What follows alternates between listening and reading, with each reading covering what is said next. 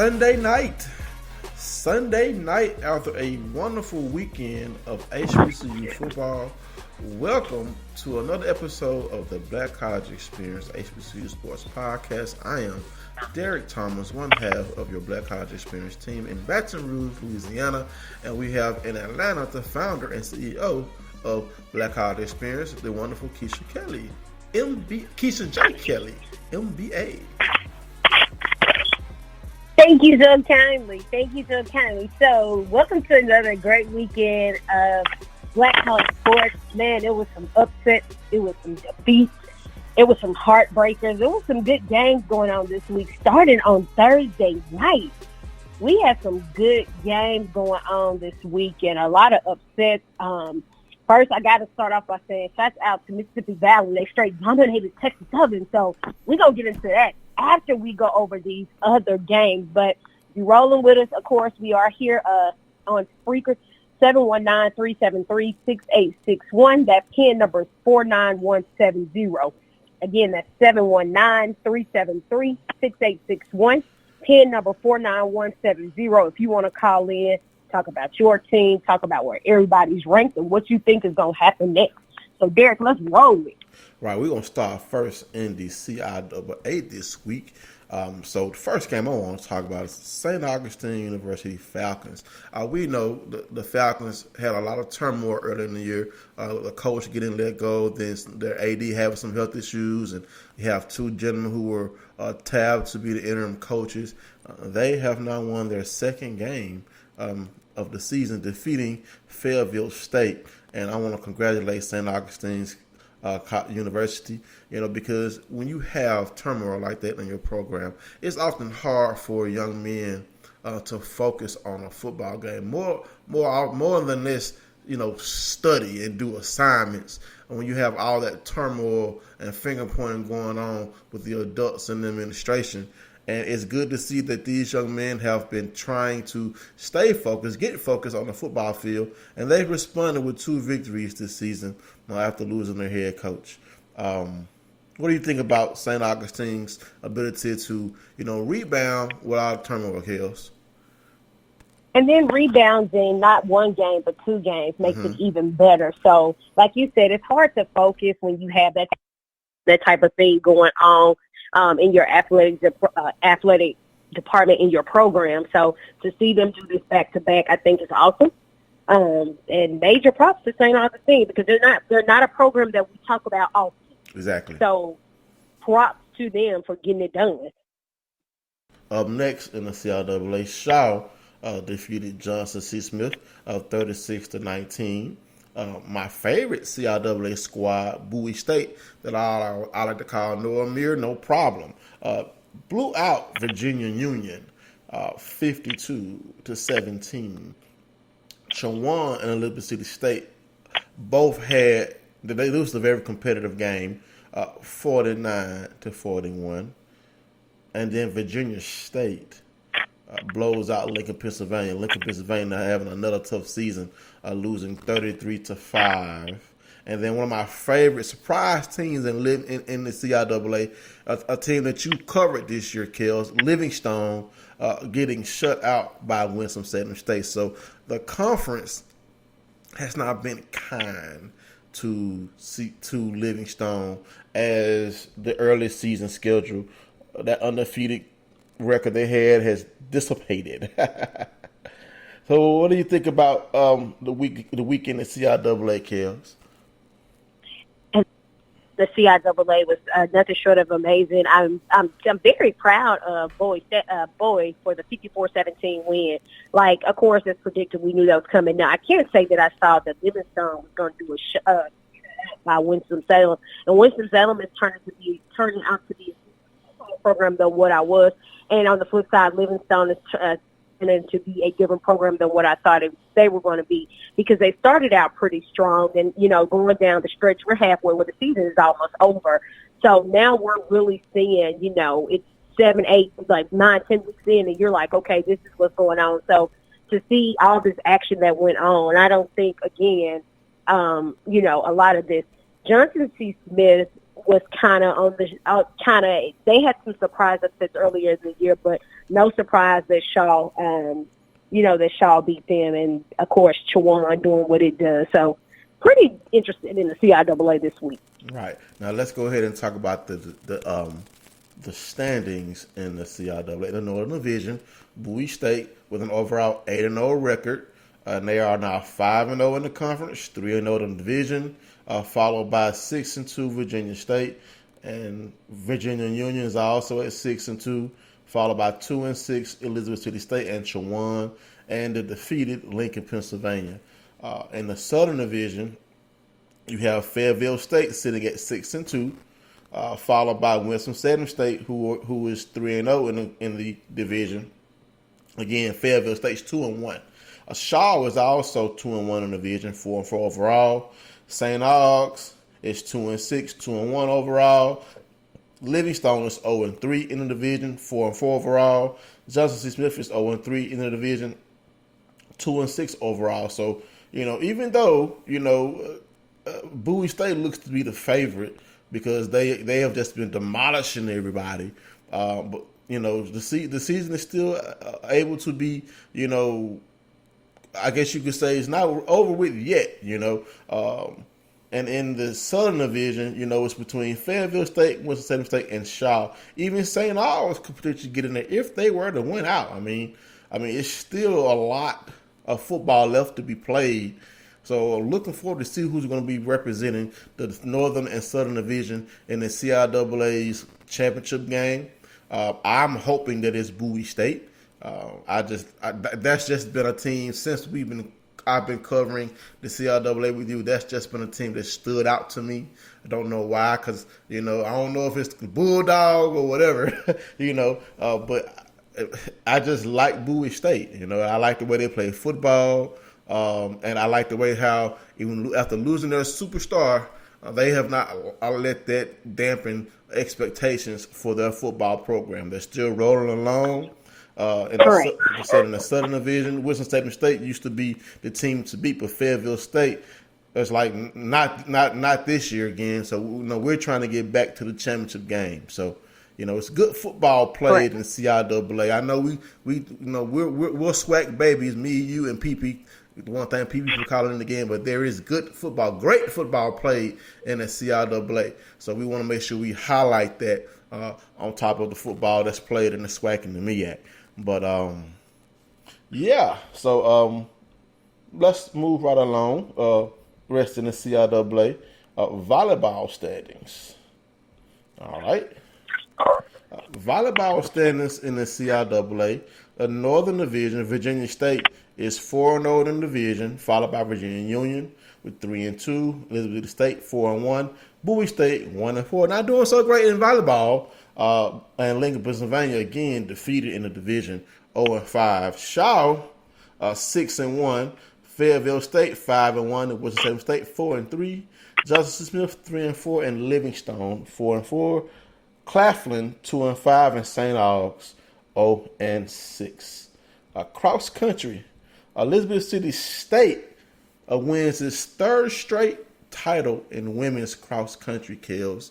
I mean, you know how I am about these women's sports. So what do you think about Elizabeth City State winning its third straight cross country title in the CIAA?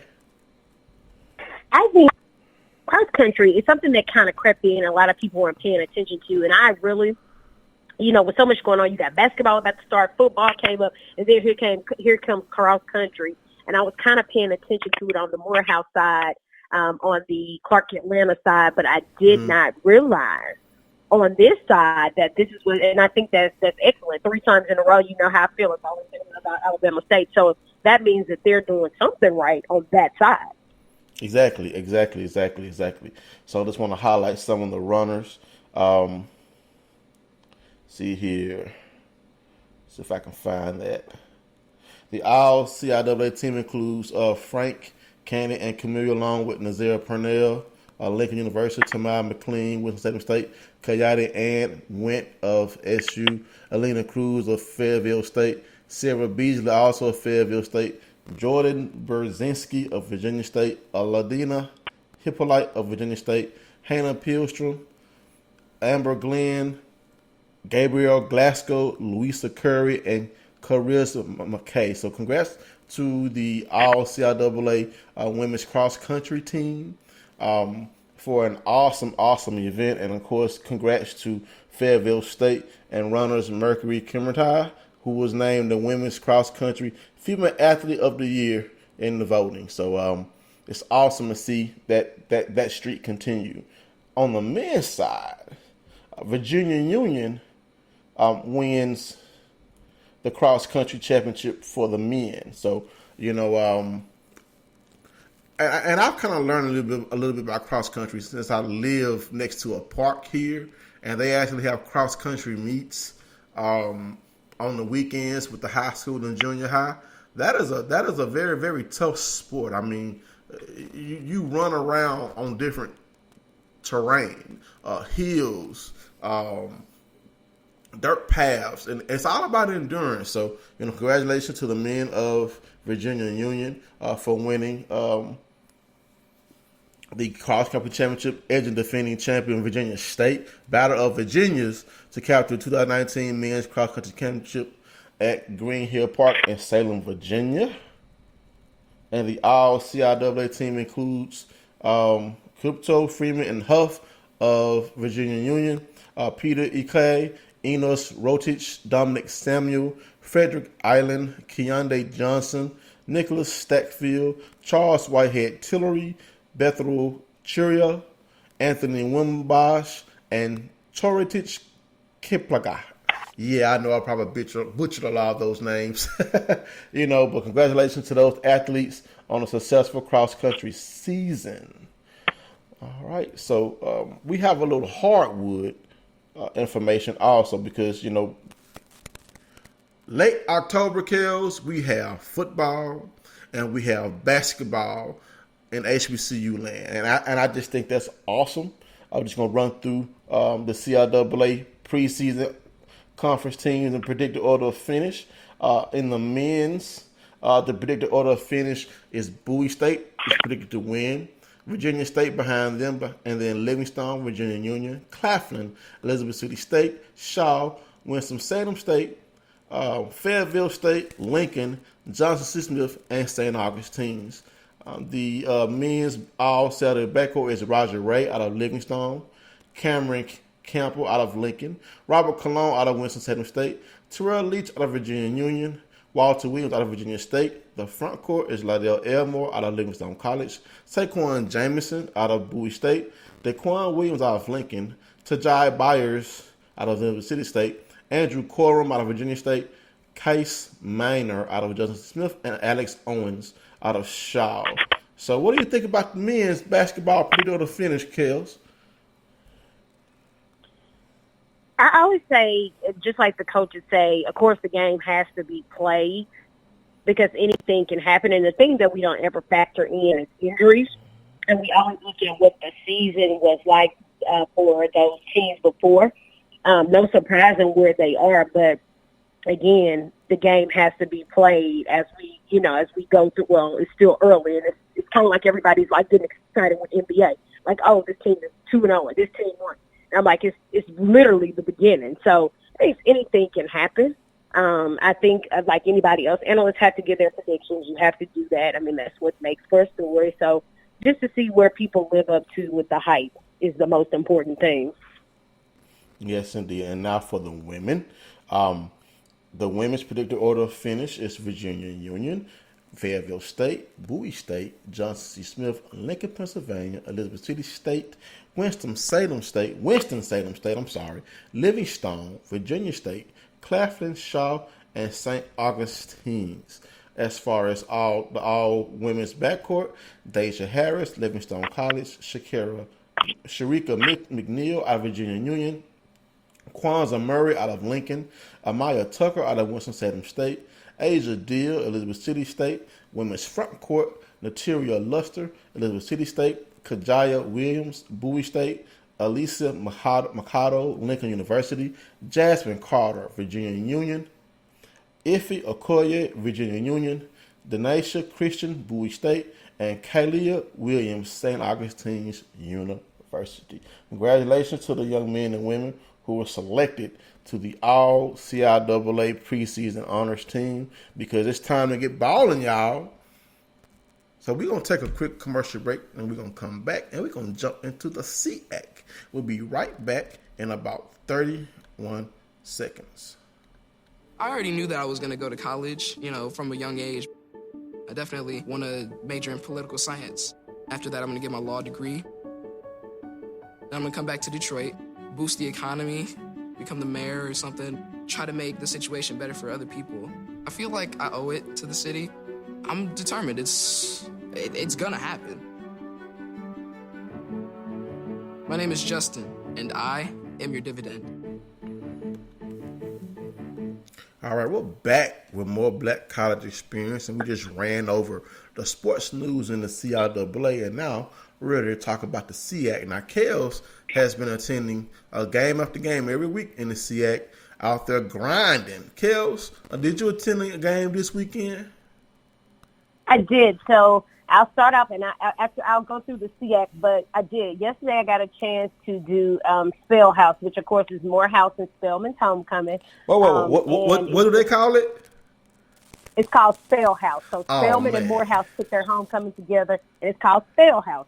So I went to Spell House homecoming. That's awesome. I did get a chance to go to that homecoming. Rain doesn't stop the show. The final score there was 34-13. Out there in that under the clouds, but it did rain. But nevertheless, it was a great time out there with them, and they did defeat Benedict College. In the beginning, it was up until the half, it was 22-0, and then wow. I guess later, early in the third quarter, Benedict did get on the scoreboard. And they managed to score once again, but it was a great time. I did get a chance to see both mascots, Bobby and Benny, because they do have two mascots, which I still don't care for. Did you take pictures of them with them? I took pictures of them. I was not in the pictures with them. I absolutely refused. Come but on, I did get a picture of both. You gotta take a picture with the mascots. No, I got That's one. your journalistic duty. Bobby. No, I got a picture with Bobby before, and I'm praying I don't see the Jaguar this weekend because I don't know. And so I did get a picture with Bobby, but just tremendous effort this weekend. A lot of the plays, just a lot going on, which was so ironic because there was one particular play. And everybody knows. Everybody's trying to break the internet, and everybody's trying to do their due diligence, and everybody's trying to do their thing when it comes to, trending on social media. I get it. That's what everybody wants to do, and that's totally fine. But there was one play yesterday where one of the players from Morehouse, he rolled into the end zone, and I'm totally taping it, but I stopped it because he was close. He was really close to me, so I stepped back and I stopped it. And right when I stopped it, he blew a kiss. Well, that was supposed to be the end of his celebration, the kiss line. He blew a kiss at you? Game, he was like, yeah, because that's what he wanted to get on camera. So he said, kiss. He said, did you get? I was like, I stopped it. He was like, no. I was like, I got you next game. I got you next game. I got you next game. So I told him I got him next game. Nevertheless, that was Tremel. I didn't get him. And then, of course, we have Edward Nelson. That's they call him June. That's number 28. He had his own touchdown going, and we had our own conversation. But these are the moments that you definitely enjoy when you get a chance to actually sit around and talk with these athletes, and they do. They appreciate everything that you do. Morehouse takes care of me. They literally do when I go to Morehouse. But it was a great time hanging out at Morehouse yesterday, and they did with their homecoming, so I know they're glad about that. Yes, Let's indeed. go over here. Let's talk about Central, though. Central upset Miles yesterday with a late field goal. Now, I don't think any of us predicted that Central was going to beat Miles, especially since Miles has been just completely rolling through this conference like no other. They have been rolling and rolling. And sad to say, a late field goal put a stop to these Golden Bears triumphs, and they lost 15-13. And we know how Miles fared out last year, and they still had some losses and some bumps, but they still end up coming back to win and being able to compete in the championship and win the championship. So what do you think about this Miles Golden Bears team losing to Central State that was blew out by Alabama A&M about 3 weeks ago? Well, I mean, any given Saturday, I mean, it doesn't matter that Miles is a defending champion. Any given Saturday, you can take a loss, and that is exactly what happened as Miles lost to Central State, and that would, I guess, give Central State, give Miles his first loss in the conference. But I'm looking at the standings right now; they're not updated because right now Miles is still 3-0 in the conference, and the conference right now is topped by Tuskegee at 4-1. So, good for Central. I mean, because when you can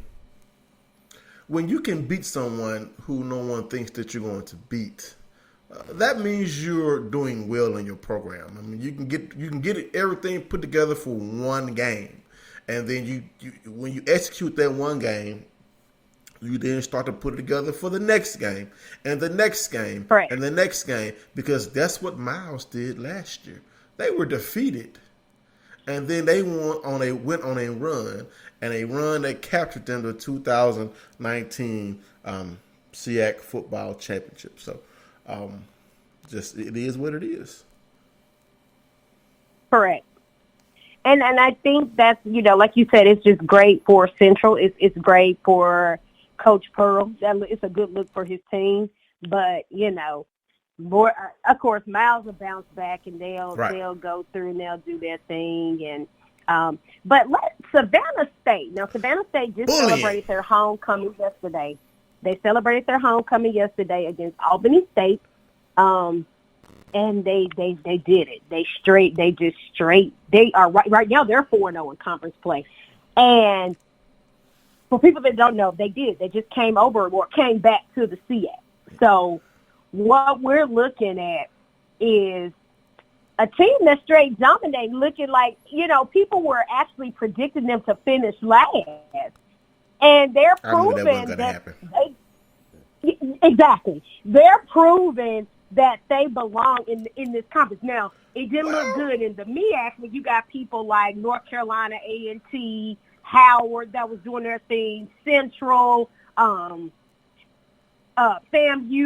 It didn't look good against those teams. But when you come over here, and it's kind of like, okay, this is more of your level, they are straight dominating, and they straight dominated against Albany State. Did you expect that to happen? Well, that's why I'm calling them the bully, because they're not even a year removed from being a Division I squad, FCS squad. Correct. And they had the benefit of having more scholarship players. Well, yes, they lost their senior class, but you still have those juniors, sophomores, and then those freshmen.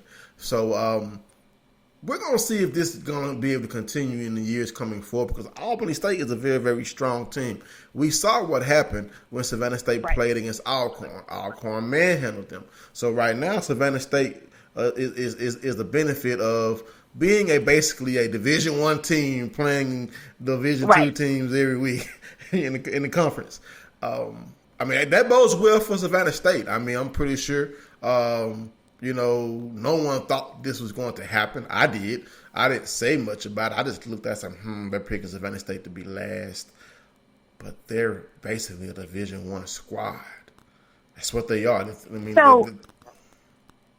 it was. So just to kind of run over this, the final score for this homecoming win was 35-19. Mm-hmm. Of course, this was in a head-to-head battle for the first place for the SEAC. So now they're first place in the SEAC on the east side, and this is their oldest rivalry. I didn't know that they were rivals, but I have heard them say that, so this is the oldest rivalry.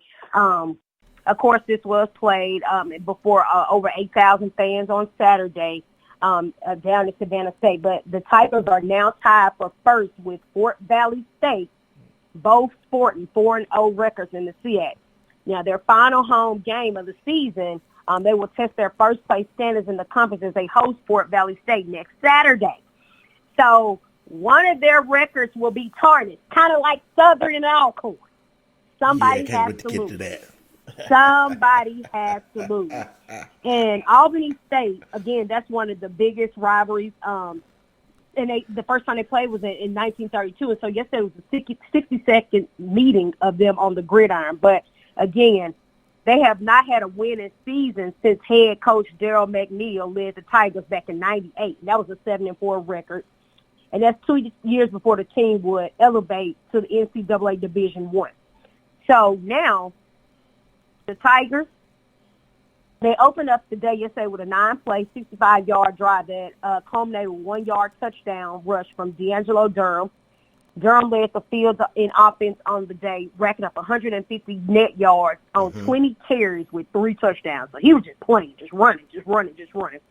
On Albany State's second drive of the game, the Golden Rams, one of the top rushing offenses in the SEAC, moved the chains on nearly every down. The 5-play, 70-yard drive ended with a 5-yard touchdown rush from McKinley Havers. So just kind of going through that, it was a lot of stuff going on. But again, this matchup with Fort Valley and Savannah State is going to be a good one coming up on Saturday. Oh, yeah, most definitely going to be a good one. And the crazy thing is that Savannah State won out the ground game. They racked up 272 net rushing yards to Albany State's 229. They had 283 yards gained in rushing and earned 51 net yards for a total of 323 offensive yards. On the ground. They were playing ball yesterday. Yeah. I wonder if Uncle Shannon went home for homecoming. I doubt it very seriously. But the funny thing is that two of my coworkers both graduated from Savannah State, so I'm pretty sure one went, one didn't. So I'm pretty sure he'll tell me if they did. Also going down the road, Kentucky State shuts out Edward Waters. Yeah. Tuskegee gets another win over Lane College. And then, of course, as you said, Morehouse whooped up on Benedict. Whooped them. They did. Fort Valley is also undefeated in division and conference play. So, as you said, as you did, we will look at now some of this good old volleyball. We can't leave out the volleyball. It's what's coming up, and it's the great news. Savannah State. I'm sorry. I was going through it, and then my screen flipped. It just didn't want me to be great. So looking at volleyball, Albany State is now 10-3 in the SEAC, followed by Payne. Payne is another school that we don't talk about a lot. We don't talk about Payne a lot. And somebody actually asked yesterday, do we do anything with Payne College? And my response was, we can. This is a school that we don't talk about a lot. But they are 7-4 in volleyball. Benedict is 7-6. Savannah State is 6-8. Clark Atlanta is 3-8, and then Fort Valley is 2-12. Yes, on the west side, Spring Hill, which has always been pretty dominant in volleyball, they're 17-0. Kentucky State is Coach Goree is 15-2. Central State is 9-8. Lane is 8-10. Lemoyne Owen is 8-10. Another school that we don't talk about as much. And then Tuskegee is 5-12, and Miles is 2-16. So we see how some of these teams, they can dominate in one sport, and then they can be totally different in another sport. This is showing right now from football to volleyball how different these actual sports can be. Exactly. Across the page, because you're seeing now that it's not always the case that they transform over. Now, what do you think about these standards right now? Well, first as far as volleyball, I want to talk about the West, because our good friend Coach Goree, in her second year at Kentucky State, is getting that roadblock to the number one spot, blocked by Spring Hill. Spring Hill has been the Debo of the SEAC the past couple of years, and we know what Coach Goree did at Shaw, her alma mater, and then she came over to Kentucky State, and she's continued the success that they've enjoyed there, but Spring Hill right now is sitting in her way to being number one. And I'm pretty sure with the type of coach Coach Goree is, the way she recruits, the way she coaches, eventually she'll probably get past that roadblock. That is Spring Hill. Also, like you said, Savannah State is not dominant in women's volleyball. So it's a little different in other sports. So, my favorite team in volleyball and the SEC is going to be Kentucky State, because, I'm rooting for Coach Goree because, got a chance to talk to her and learn a bit more about her. But I want to see all the schools do well. But right now, Kentucky State's my favorite. I hope they win the SEAC championship over Spring Hill. That's how you that's how you look at it. All right, so looking at basketball, coming into basketball, is that where we want to go next? Yeah, then we can jump into the SWAC and the MEAC. We just got to go there, don't we? We just got to go over there, don't we? We just got to go over there. I got to talk about our victory, man. Got to talk about that Tiger tail we got. So, start in the SEAC, looking at basketball, first of all, the South Bay Lakers, Kendarius Asher was selected by the South Bay Lakers in the first round of the 2019 G League draft. So he comes out of Lane College. He was drafted number 26 in the first round of the 2019 NBA G League, of course, by the South Bay Lakers. The South Bay Lakers are G League affiliated, of course, with the Los Angeles Lakers. So while at Lane College, Ash led the Dragons to a regular season championship. He won the SEAC Defensive Player of the Year multiple times, and he led the nation, not the conference, not the HBCUs, but led in the nation in rebounds. Nation. I need people to understand that. Nation, not just HBCUs. See, we like to put that cap on folks. We like to cap. Oh, it's just good in the HBCU. Nation. This kid led in the nation with rebounds. So what do you think about him being drafted? I mean, he might run across LeBron or something. I'm just saying. Well, I mean, if he plays well in the G League, he would have a chance to get promoted. I mean, you got to look at who the Lakers have in their front court. You know what I'm saying? You got Dwight Howard, Anthony Davis, two guys who are very, very injury prone. And they have another guy who's out right now. I haven't really looked at the Lakers roster too much, but I hope Kendarius gets a chance to get promoted to the Lakers roster, and so he can showcase what he can do once he proves his mettle in the G League. I mean, I love the G League. I love that they're giving HBCU players a chance to get coached up, to get developed, and have a chance to earn out a potential NBA career, because most HBCU players end up having to go overseas, or end up having to grind and get opportunity in the G League, or to be drafted in the first round, even though it's the G League. That is an accomplishment.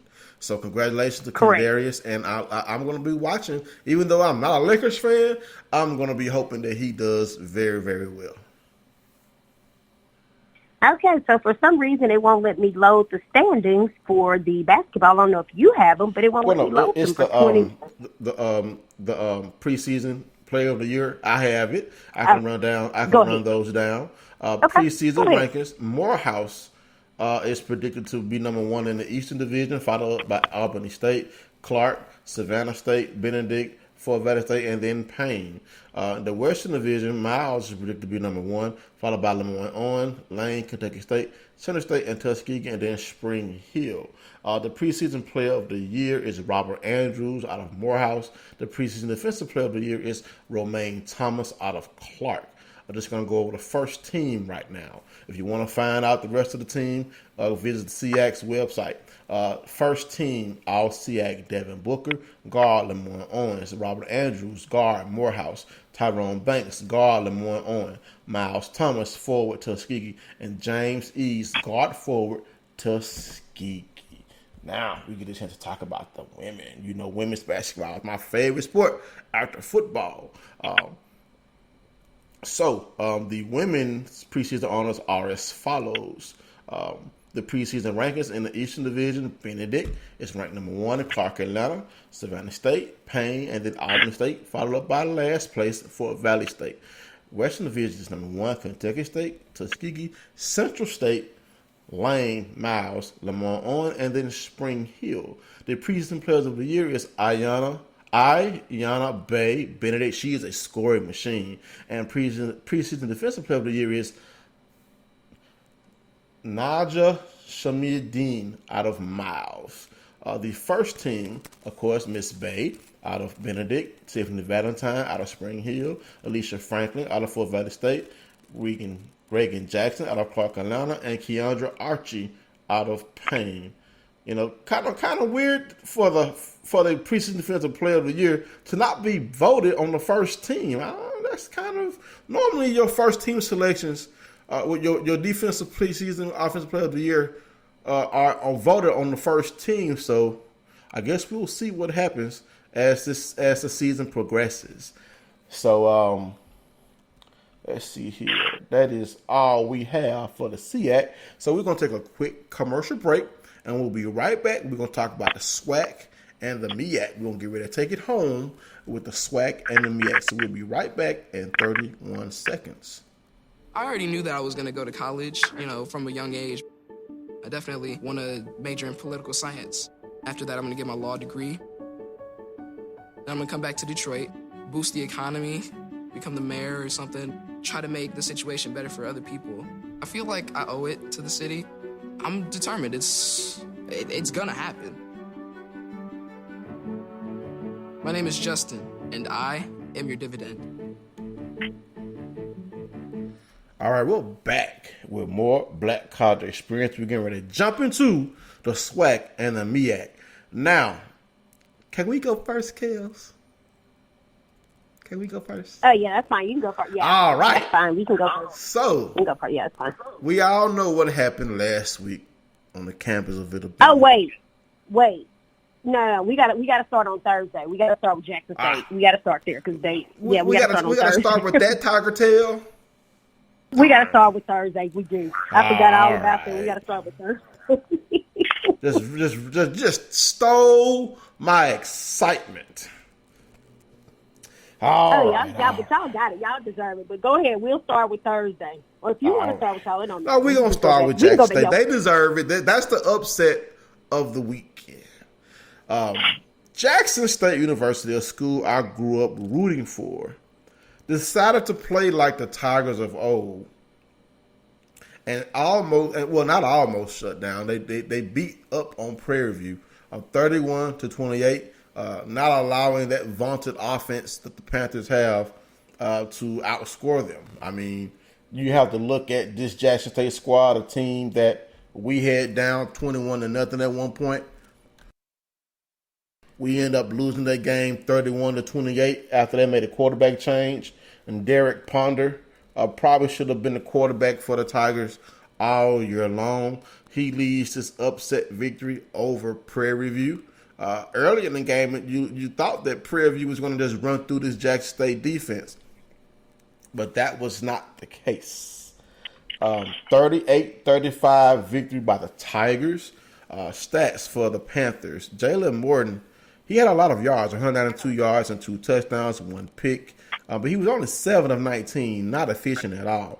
On the ground, DeWanya Tucker was his usual effective self, including a beautiful 80-yard run. He ran for 159 yards and 3 touchdowns. Maybe they should have continued to run the ball.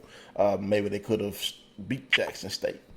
Tony Mullins led the Panthers with 3 catches for 113 yards and 2 touchdowns. And it appears like Jackson State has found its quarterback. Derek Ponder was 17 of 29, 1 touchdown and 1 interception. Keyshawn Harper also threw a touchdown.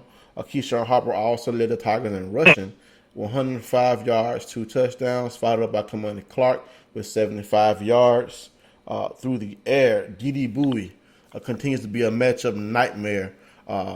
5 catches, 74 yards, 1 touchdown. My good buddy, Handy Danny, Daniel Crowell, caught a touchdown pass, 4 catches, 46 yards for him.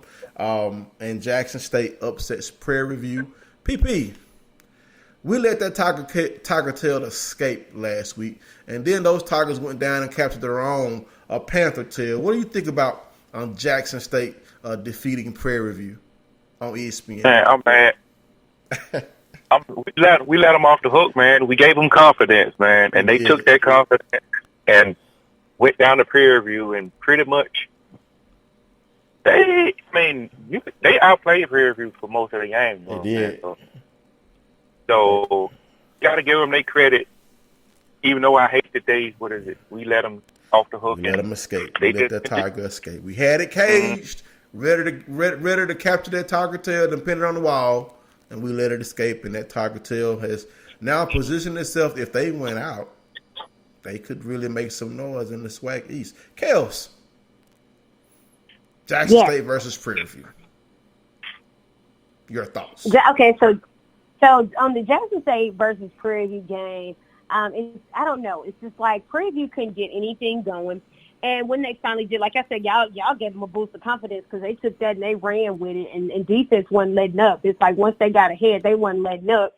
And when they went into overtime, I actually fell asleep at the overtime. I'm bad because I was like, all right. I turned over. I was like, all right, cool. Let's go to overtime. I turned over, and the first thing I did when I woke up the next morning was check the score, and I was like, oh, Jackson State pulls it out. So here's my question for y'all. Here's my question for you guys. Now we get into the same thing that we'll talk about with Owens. You get into this where and this is a question that I had for Dooley even at Media Day, SWAC Media Day. Closing out games. You got to be able to close out games. Now their thing is their fans, their alumni is like, okay, Dooley has to go. They lost to Jackson State. I mean, they act like they lost the whole season. What are y'all's thoughts, no matter which one of y'all go first, your thoughts on that type of conversation? Because now it's like, oh, they're being exposed. They're being exposed. They're doing this. Even with the yardage in the game that we see in Dewanye Tucker, with Morton, it's just that it's like in the crunch time that it's just like something just happened. What do y'all think about that kind of whisper of, okay, he needs to go? I'm gonna let you go first, LB. Oh, Morton got hurt, and they went with their freshman at the end of the game, and you could see the difference. They were talking about Morton. There was NFL scouts there looking at him as far as his throwing. The play that he got hurt, that was a touchdown pass. You know what I'm saying? Okay, so let me ask you this, because this isn't the first time though that he choked. So in the past, ain't no doubt about it. Yeah, I mean, just the same. Well, I was saying the same thing about Bradley, but it seemed like, we know they can score. We know they got an offense. But it seemed like when they play good teams, it seemed like they just come up small. I mean, Southern done brought them back down to earth the past couple of years. And then Alcorn did the same thing to them earlier this year. So, the thing is, okay, at one point, we know you can score. I mean, we know your team can score offensively, but at what point do you get over the hump as far as improving that defense and getting the team up to the level of Southern and Grambling where they've been the past couple of years? Well, this is year 2 for Dooley, correct? Yeah. Okay. Correct. In year 2, a coach is still building his program, but it's not unfounded for a coach to be fired in year 2. I do not think you should fire Dooley, because guess who he is beating the two years in a row? He's beating Grambling. He's beating Grambling. So he's had some success in his 2 years on the football as a football coach at Prairie View.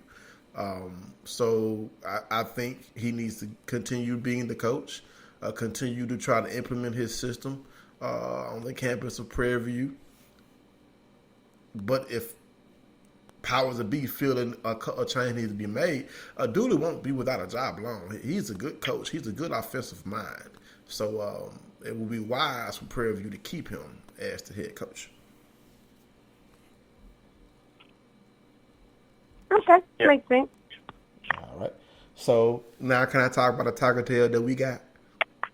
Absolutely. All right. Absolutely. So after letting those dash of the Jackson State University Tigers escape again out of the Itabena dungeon, we were able to lock up the Texas Southern Tiger for good.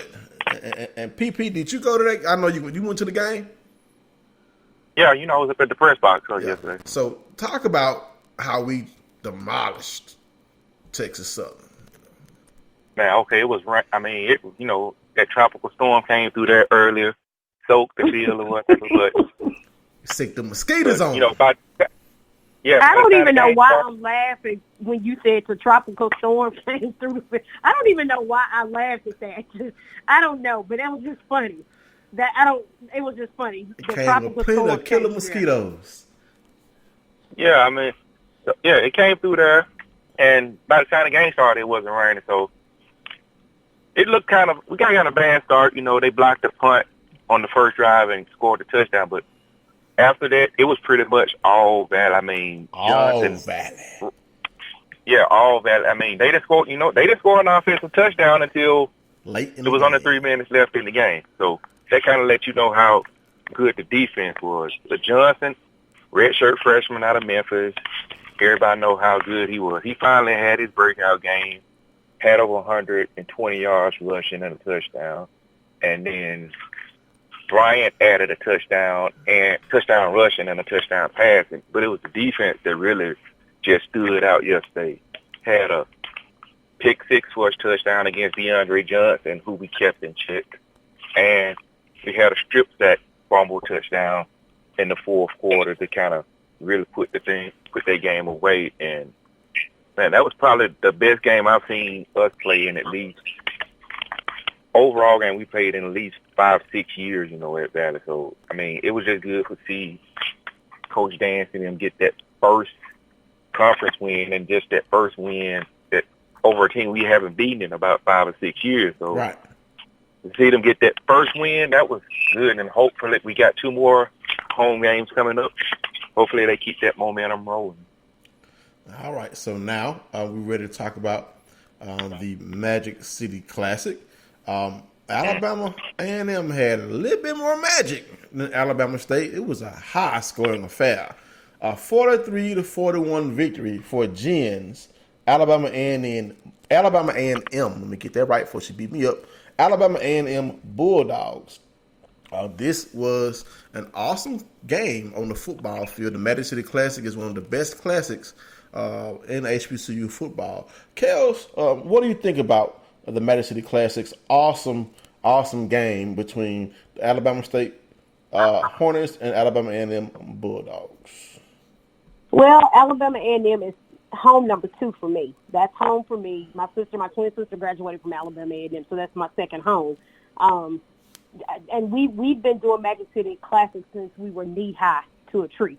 So literally, you're talking about 30 plus years of a Magic City Classic. Plus, my parents were doing Magic City Classic. So you're talking about 70, 80 years worth of Magic City Classic that ran through our family. That was a tradition. Like Bayou Classic was for Southern and Grambling, Magic City Classic was tradition for us. And to see that, of course, my sister was happy. Because now when Southern was losing, I was like, we losing, y'all losing, everybody losing. Why is everybody losing? And she said, I see it. And then I go back, and they didn't win in 3 overtime. And I'm like, really? But I do. I think that even in the rain, they got it done. Akil Glass got it done. And it was just, I guess Maynard knew what he was doing. Like I said, Alabama A&M was just that team. Yesterday was their point.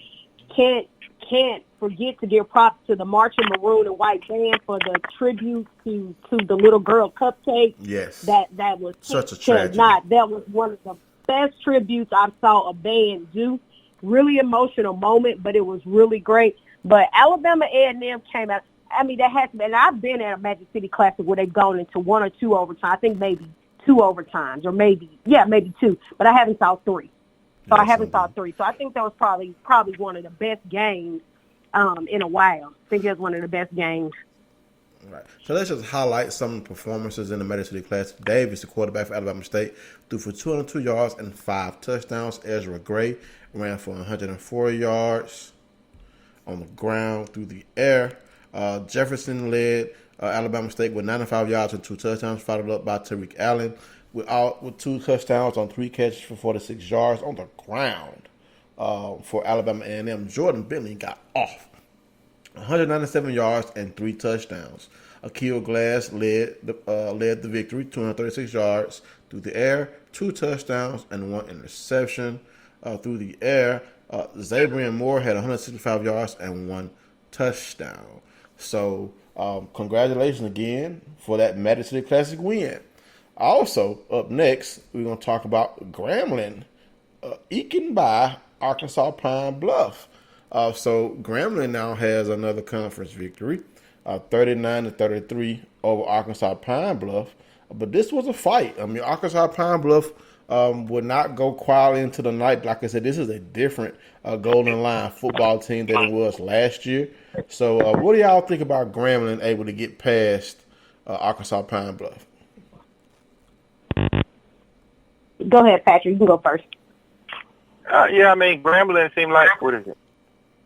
They're going through the same thing that, I can't remember who I want to compare it to, but they started off slow, and then it seemed like once they get into conference play, they kind of putting it all together at the right time. So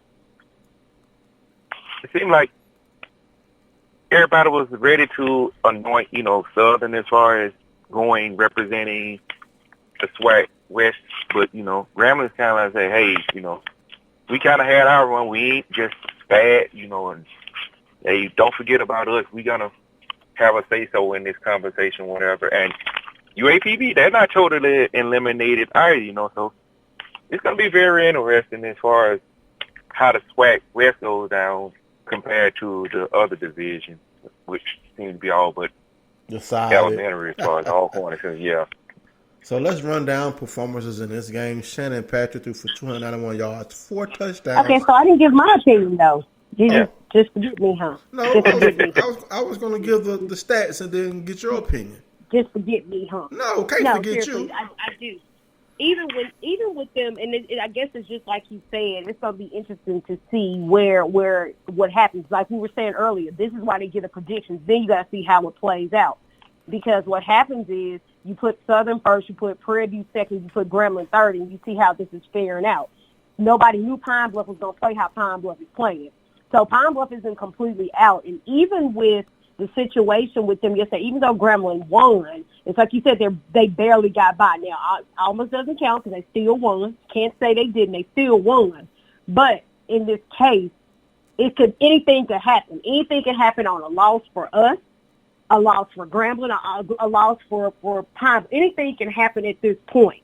Like right now, the only thing that looks like it's for sure, of course, is Alcorn. Everybody else is just it's kind of like categories right now. Yes, the Grambling got to come to us. So. Oh, they haven't played y'all yet. We got a chance to get another taco tail. So let's. And I know y'all not gonna stop talking. Y'all not gonna stop talking if y'all win. Oh, I know. I'm not gonna leave Chad Jones. I'm gonna call him every morning, and I'm gonna play Devil's Gun. That's gonna be his alarm clock music.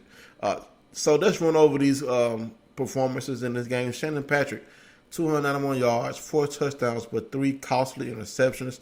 Taylor Porter, 79 yards and 1 touchdown. Wide receivers. Harry Ballard had 144 yards and 2 touchdowns. DeJuan Miller, 88 yards and 2 touchdowns. UAPB actually outgained Grambling in this game, so turnovers played the key, of course. Jeremy Hickbottom, the much maligned quarterback for Grambling, 248 yards, 2 touchdowns, 1 interception. The vaunted Grambling ground attack was basically shut down by that Golden Line defense. 33 attempts, only 44 yards. I mean, wow, that was a defensive effort. Through the air, Lyndon Rash had 74 yards and 1 touchdown. Kevin Dominique, 47 yards and 1 touchdown. But the key play in this game was made by a defender. Had to give this young man his props because I think he has 3 interceptions, and he's ran 3 of them back for the interceptions, and that is Joe McWilliams. His 55-yard interception return in the fourth quarter basically put Grambling ahead for good. Congratulations to that young man. He's having a stellar year on the football field. Now to the SWAC game of the week, a game that I was so hoping would have went the other way. But unfortunately, Alcorn reigned supreme. The curse of Alcorn continues for Southern and Keisha Kelly and her Jaguars. So, Kels, let's talk about this. We'll talk about this game. I will talk about this game. So, Southern came out. We just totally defeated. The final score of this game was 27-13 in the first half. So, going into halftime, there was a shutout of 0-0 in the first quarter. The second quarter, Southern did manage to score a touchdown but missed the extra point and held Alcorn to a field goal. So going into halftime, you're looking at a 6-3 ball game. Coming back out in the second half, the third quarter, the second half, Alcorn has the ball coming back in the second half. And, of course, they score 2 touchdowns in that half. I don't know what happened, but as soon as they got the ball, Southern gets the ball, there's an interception. And, of course, in this game, Southern turned the ball over apparently twice, as to where Alcorn only turned the ball over once. 284 yards on Southern and 377 yards on Alcorn. Now, here's the crazy thing. Southern had 21 first downs and Alcorn had 22 first downs. So it's really crazy to me. And Felix Harper is not the starting quarterback, for everybody that does not know, and he's just out here beasting out and balling out of control, doing his thing. I can't, for the life of me, can't figure out how, why, when, where we cannot get over this hump with Alcorn. It's like a hex. I just can't figure it out. I just can't. I don't know what it is. I don't know if it's just going down there to play because this is like automatic defeat. I don't know. You can't beat everybody else in the conference and then turn around and you just can't beat Alcorn. And then you talk about playing LSU. You can't beat conference people. So was I mad? Absolutely. Was I hurt? Absolutely. I went to sleep, woke up, I shook it off. But the thing is, what people have to understand, and I know everybody's going to have their opinion on it, fire the coach, fire the coach, fire the coach. That's not the answer. That's not the answer. Firing the coach is not the answer over one game. Because what's going to happen is, I remember the 2-9 days, the 4-7 days. I remember the Stump Mitchell days. We're not going back to that. So we're not going to just, no, we can't just do that. Stump Mitchell. You can't just do that. You need to hire the proper personnel and stop trying to call all the plays. It ain't working. That's Dan Quinn. It ain't working. It ain't working. Do what you need to do because people start talking. Same thing they saying about you. Fire the coach, fire the coach, fire the coach. That's the first thing people say. You start saying, fire the coach. I'm like, y'all, we didn't want all the other games. You get to this one game. That's what everybody wants. That's what everybody thinks. But I can't take anything from Alcorn. I cannot. Felix Harper, 2 touchdowns, 277 yards. The kid is balling out of control. They ain't missed a beat. They have not missed a beat. You're right. And here's the thing. Southern was very efficient through the air using their 2-quarterback system. Skelton, 13 for 20, 114 yards, 1 TD. Bubba McDaniel, 12 for 18, 95 yards, 1 interception. They were both sacked 4 times. So that Alcorn's vaunted brave defense is just swarming. And unfortunately, when that happened, that horrible music probably was playing all game long. But you have to give it to Alcorn. Coach McNair, on the day that Alcorn retired, his late brother, the awesome, amazing SWAC champion, SWAC Hall of Famer, just all around, I guess you would say, figurehead of HBCU football for our generation, Steve McNair. They retired his jersey, something that should have been done way before he passed away, but he was taken away from us way too soon. But that's not for us to really, that's it was just his time to go. But unfortunately, he had his jersey retired posthumously. I got a chance to grow up watching him play, and maybe his spirit embodied Felix Harper because he has been a nightmare ever since Noah Johnson has been injured, and I was told that Noah Johnson is probably out for the year. So this is Felix Harper's show. So he is going to be the starting quarterback for the rest of the season. This is the arm that Coach Monero is going to hopefully win another SWAC title with, and then head on to the Celebration Bowl. But we're almost out of time. Mallet is not going to let me make it. I'm telling him to call in right now, so I'm waiting to go ahead and call in. Mallet is going to call in. This is your moment. Call in. Is Mallet going to call in? That's what Mallet. I said, go ahead and call in, Mallet. This is your moment. You better do it while I feel like listening to it. Because after this, I'm be like, He need to hurry up because we over time. Go ahead. Come on, Mallet. Keep going with me. Go ahead. Is he gonna call in? You can go ahead. Go ahead and keep rolling with the MEAC. That's fine. We go ahead and keep rolling. All right. So we will highlight basketball in the SWAC next week. I have two ladies very, very close to me who coach basketball in the SWAC, women's basketball in the SWAC. So I definitely want to talk about what they have brewing. But we're going to go ahead and jump over to the MEAC and finish out the show with MEAC football and wait to see if Mallet will call in.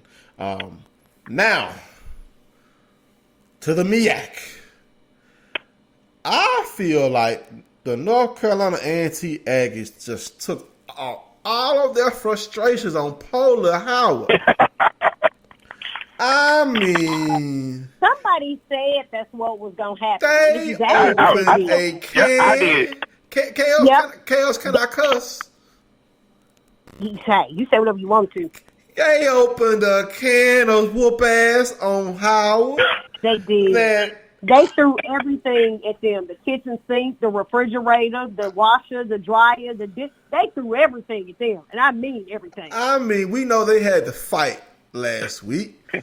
And you know what? I guess our Valley alum just decided, you know what, we're gonna take all out. They ain't got Cam Newton, little brother, no more. We finna wear their ass out, and that's exactly what happened.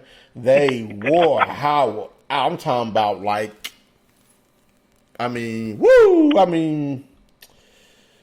that's like Sting throwing Ric Flair across the ring a whole bunch of times.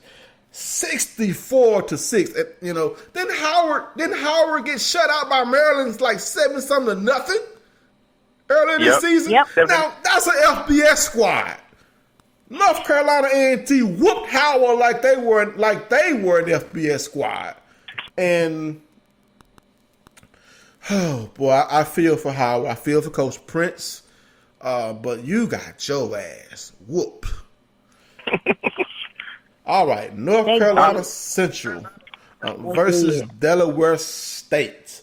Delaware State showing signs of life, but North Carolina Central was able to secure the victory with a kick return for a touchdown after Delaware State tied the game late. Now, this gives me deja vu. I'm going to talk about this.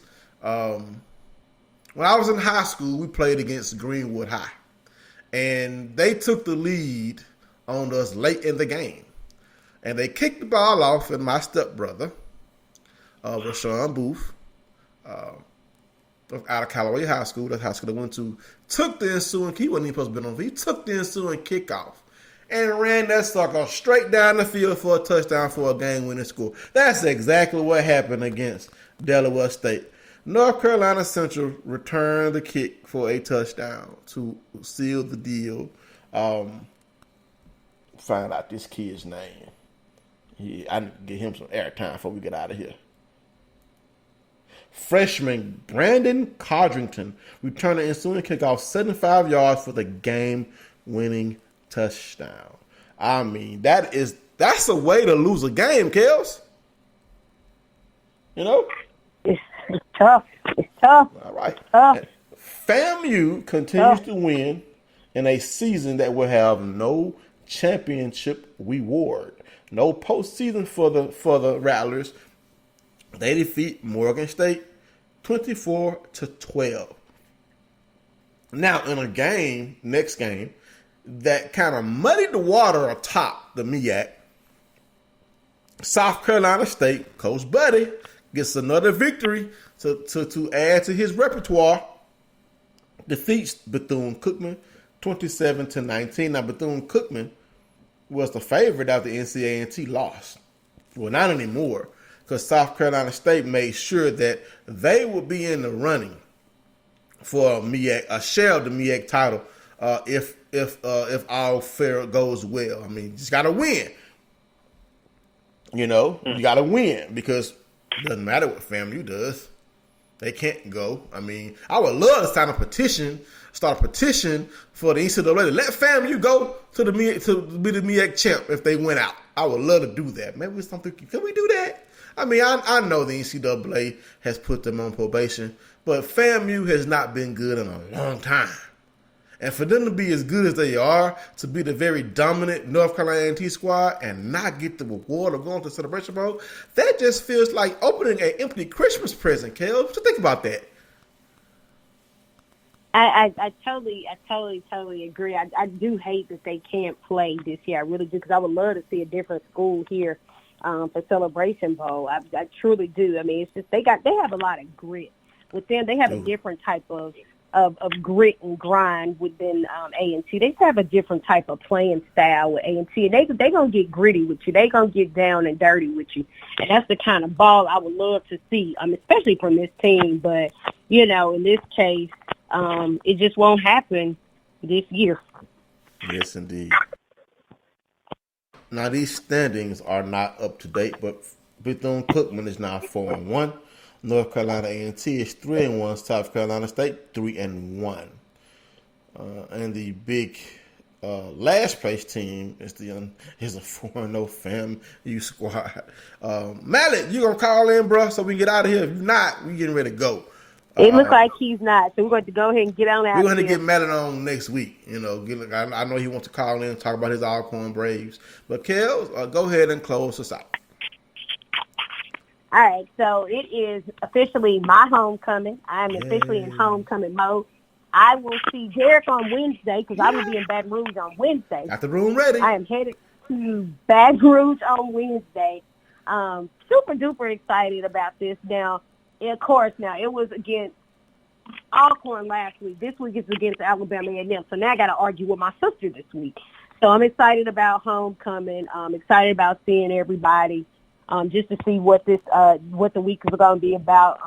Of course, I will be honored by my alma mater on Thursday as a recipient of 40 Under 40. Very prestigious award. Very excited about it. Really hasn't hit me yet, but very excited about it. Nevertheless, none of my family will be there to see it, but I do got my sidekick that's going to be there in place of that. And then, of course, I know my dad will be looking down on that. Yes, so he will. I'm pretty excited. Yes, I can't wait to see. It's gonna be a while. We haven't seen each other in over a year, so I know it's been a minute. So the Black College Experience team is about to reunite, and I'm gonna be there hoping to celebrate with you for your 40 moment. I'll get plenty of pictures to celebrate. Can't wait to enjoy Southern's homecoming. I mean, I've been to more Southern homecomings than I have Valley homecomings the last couple of years because I live here. And I must say the homecoming environment at Southern is a good environment. So, you know, your Jags welcome this Delta Devil with open arms. You know what I'm saying? Even though I'm still going to always bring up the stump gate. Absolutely. But that's all we have for Black College Experience this week for Patrick Perry, Keisha Kelly, and Derek Thomas. Thank you for listening. And also make sure you listen to our podcast on all the platforms. Kels, go ahead and name it before we get out of here. All right, so, we have to do this rundown of all of our platforms. Of course, we're on Spreaker, we're on iHeart, we're on Apple, we're on Google Podcasts, we're on CastBox, and we're on Spotify. Mm-hmm. And now added, recently, if you're an Android phone user, we're on Addict. I'm just seeing this notification in the little system that Spreaker has added the #1 Android podcast listening forum to our list. So if you are an Android podcast listener, look for Black College Experience on Addict. Listen, download, like, comment, rate, give us feedback. Call in. I mean, we want people to call in. This is your show, HBCU Sports Show. You don't have to worry about not being answered by Paul Feinbaum or trying to call into those other shows. If you call in to this show, you will get a chance to talk. Now, we're not big time yet, but guess what? We're headed that way because Keisha's directing this ship, and we're headed places. So we're out of here. Have a good night. Bye-bye.